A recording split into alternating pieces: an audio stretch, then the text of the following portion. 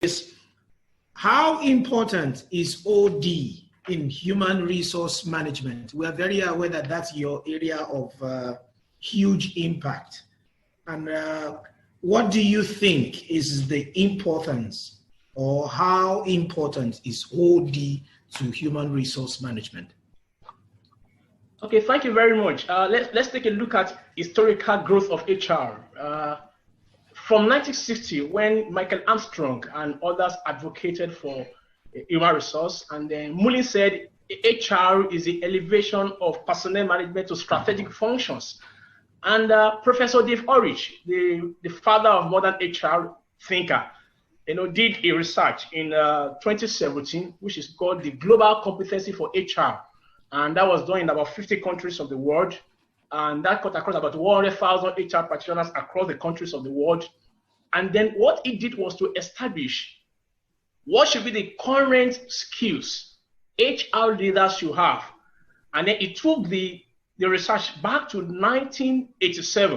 In 1987, when HR was growing, we come to realize that it moves from certain elements or components, and it was growing gradually. In 2004, you have the HR business partnership, and the essence of bringing HR business partnership was to make HR as part of a strategic contributor to corporate performance.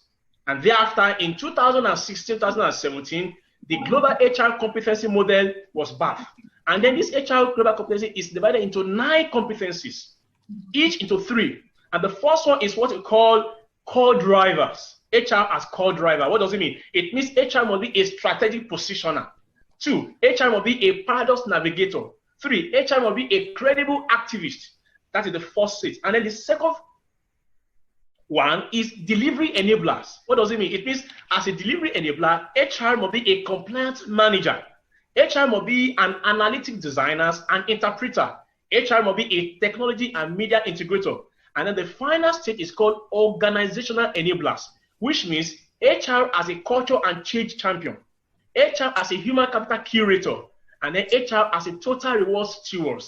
What he is trying to say is that beyond the traditional roles and functions of HR, recruitment and selection, outsourcing, human resource information system, performance management system, reward management and compensation, legal aspect of HR, health and safety, HR must do something beyond that. Because today, most of these traditional roles can easily be outsourced. You can outsource your payroll. You can outsource your safety. You can even outsource your performance management, and quite a number of that. But the role of culture can't be outsourced. You can outsource culture. Using social media as instrument of change, you can outsource it. So when we begin to see the change needed for HR to transition from the traditional responsibilities to moving beyond even people management, to understanding the role of OD. So there is a lacuna, a little gap, because they are the argument between and for, should HR undertake OD, or should we have OD separate from HR? Whether HR can handle OD or whether OD should stand alone is not even the point of discussion here. But the point of discussion is the inclusion of OD in some of the HR responsibilities in some of our works. When we work in certain organizations, you see the HR complaining, management has not paid for the performance bonus, and you see people arguing and advocating for their individual performance management, which we call EPA, employee performance management. But when OD comes in, OD begin to see something different. So I do a little bit of the difference between OD and HR. HR mitigates against employees' risk. OD is for organizational values as a system. HR is for equity and diversity. OD is to assess corporate interventions, corporate values, corporate performance, business performance, structures, and processes. While HR is individualism, OD is corporate-centric. And therefore, how does that affect HR in today's world? It means if you're going to be an effective HR, you'll be looking at your activity and people analytic from the global point of view.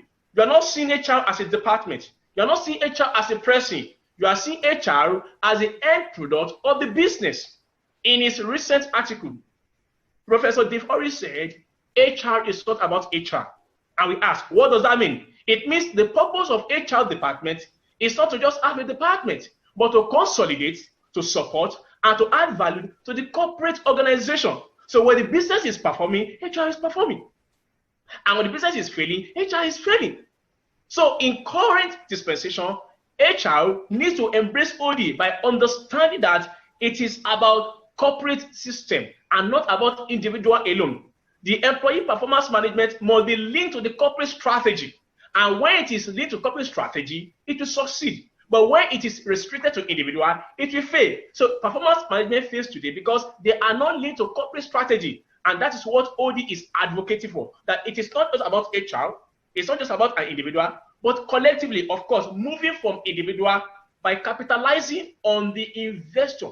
By capabilities. We have the individual competence and corporate capabilities. If that competence means individual as a person, the capability is what we have collectively as a system, as an organization, as a business. So when HR embraces OD, it means one, they will be looking at HR functions from a corporate point of view. That is to say, every function, every initiative, every strategy of HR is a product of global corporate direction. Again, it means that HR begins to incorporate OD by looking at the entire value system or value chain. Two, by looking at the entire process, not just HR process, but the entire process. Four, by looking at the entire structure, not just HR structure, but the entire system. So when HR incorporates OD, then it's able to build a more stronger, a more dynamic, a more functional, a more robust support to the organizational performance. Thank you.